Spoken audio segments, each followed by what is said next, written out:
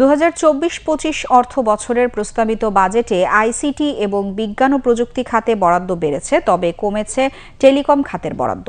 Smart বাংলাদেশের লক্ষ্য অর্জনে এবারের বাজেটে গবেষণা ও উদ্ভাবন, প্রযুক্তি নির্ভর দক্ষ মানবসম্পদ তৈরি, রপ্তানি পণ্যের বহুমুখীকরণ ও বাজার সম্প্রসারণ এবং বিনিয়োগের পরিবেশ নিশ্চিতের উপর গুরুত্ব দেওয়া হয়েছে। এছাড়া সর্বোচ্চ অগ্রাধিকার পেয়েছে কৃত্রিম বুদ্ধিমত্তা, সাইবার নিরাপত্তা, রোবোটিক্স, সেমিকন্ডাক্টর, ইলেকট্রনিক ভেহিকেল সহ চতুর্থ শিল্প বিপ্লবের বিভিন্ন ফ্রন্টিয়ার টেকনোলজি। আরও জানাচ্ছেন কুমার বিশ্বজিৎ রায়। 2024-25 অর্থ বছরের প্রস্তাবিত বাজেটে তথ্য ও যোগাযোগ প্রযুক্তি বিভাগের জন্য 2872 কোটি টাকা বরাদ্দের প্রস্তাব করা হয়েছে, যা আগের অর্থ বছরের সংশোধিত চূড়ান্ত বাজেটের তুলনায় 489 কোটি টাকা বেশি। এছাড়া বাজেটে বিজ্ঞান ও প্রযুক্তি মন্ত্রণালয়ের বরাদ্দ বেড়েছে 1540 কোটি টাকা। তবে ডাক ও টেলিযোগাযোগ বিভাগে বরাদ্দ কমেছে 266 কোটি টাকা। বাজেটে তথ্য প্রযুক্তি খাত ক্যাশলেস হওয়ার শর্তে কর অব্যাহতির মেয়াদ 3 বছর বাড়ানো হয়েছে। এছাড়া সর্বোচ্চ অগ্রাধিকার পেয়েছে কৃত্রিম বুদ্ধিমত্তা, সাইবার নিরাপত্তা, রোবোটিক্স, সেমিকন্ডাক্টর, ইলেকট্রনিক ভেহিকেল সহ চতুর্থ শিল্প বিপ্লবের বিভিন্ন ফ্রন্টিয়ার টেকনোলজি।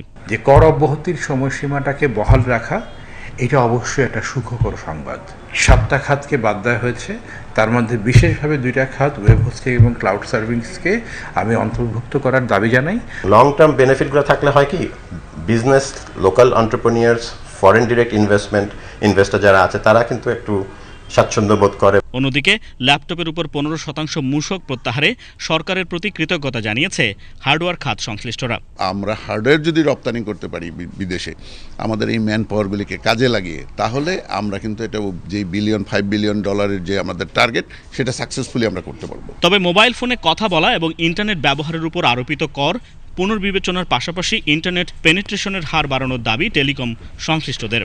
আমরা সরকারকে যে ট্যাক্স দেই, বিশেষ করে ভ্যাট তো আমরা রেগুলার দিয়ে যাচ্ছি, সরকারকে যে ট্যাক্সটা দেই সেই ট্যাক্সটার বেনিফিটটা হয়তো আমরা পেতাম যদি আমাদেরকে আইটিএসের অন্তর্ভুক্ত করা হতো, এবং সেই অ্যামাউন্টটা দিয়ে আমরা আমাদের নেটওয়ার্ক এক্সপানশনের কাজটা করে যেতে পারতাম। বিশেষ করে আমাদের প্রত্যন্ত অঞ্চলের গ্রামে গঞ্জে এখনও কিন্তু আমরা সব জায়গায় পৌঁছতে পারিনি ব্রডব্যান্ড সেবা নিয়ে। তথ্য প্রযুক্তি ব্যবসায়ীরা বলছেন, প্রধানমন্ত্রী শেখ হাসিনার দূরদর্শী নেতৃত্ব ও প্রযুক্তি বান্ধব নীতির কারণে 2021 সালের মধ্যে ডিজিটাল বাংলাদেশ বাস্তবায়ন সম্ভব হয়েছে। আর এখন 2041 সালের স্মার্ট বাংলাদেশ বাস্তবায়নে ও স্বনির্ভরতা অর্জনে প্রয়োজন নীতিগত সহযোগিতা।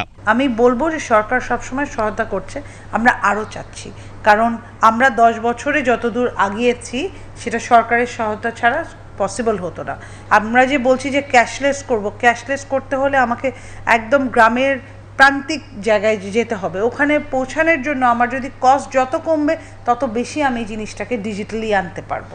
এবারের বাজেটে তথ্য প্রযুক্তি খাতে আগামী 5 বছরের মধ্যে 10 লক্ষ স্মার্ট কর্মসংস্থান সৃষ্টি সহ $1 বিলিয়ন বিনিয়োগ আকর্ষণের কথা তুলে ধরেন অর্থমন্ত্রী।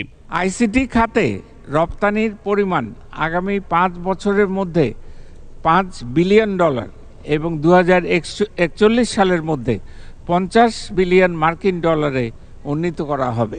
কুমার বিশ্বজিৎ রায়, বাংলাদেশ টেলিভিশন, ঢাকা।